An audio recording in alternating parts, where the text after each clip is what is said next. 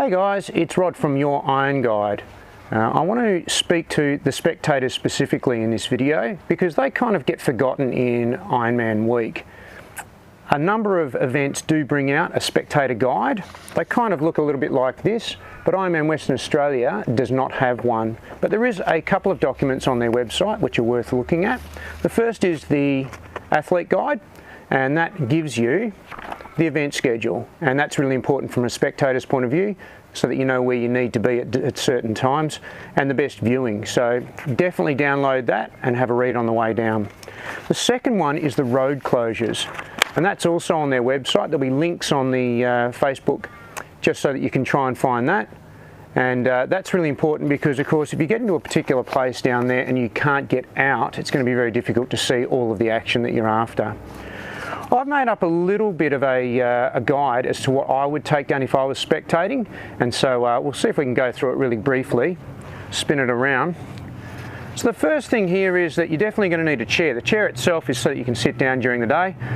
Obviously sun, so it's going to be a warm day down there. It's expected to get to about 30 or close to, so some sunscreen, a hat, sunglasses. I've got a cowbell, of course, something to make some noise. You're definitely going to need that.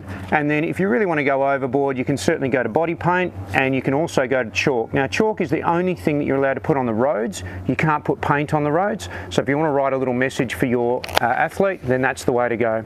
You can also go to boards. You can make up a board. Lots of people make up boards to show for their athlete, and then obviously you're going to need something to put all this equipment into, so make sure that you've got a bag.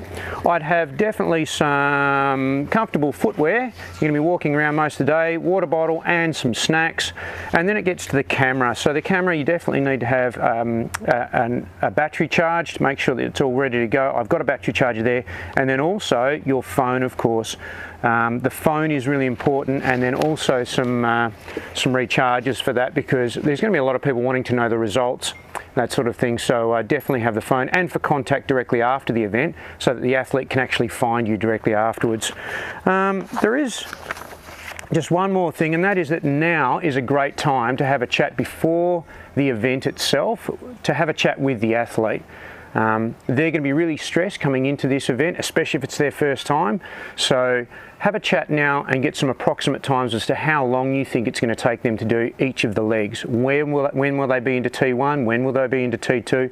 Where would they like you to be to spectate? What are you going to wear so they can pick you out? What are they going to be wearing so that you can pick them out? You know, all those sorts of things. And what sort of support do they want? So do they want you to be really boisterous, or do they want to go through it and sort of tick it off themselves and just want you to be there as a quiet support, if you like? So all those sorts of questions, now's a great time to ask. Hope that's helped you out. Come on the Spectators, want to see lots of you down there at Ironman Western Australia. See ya.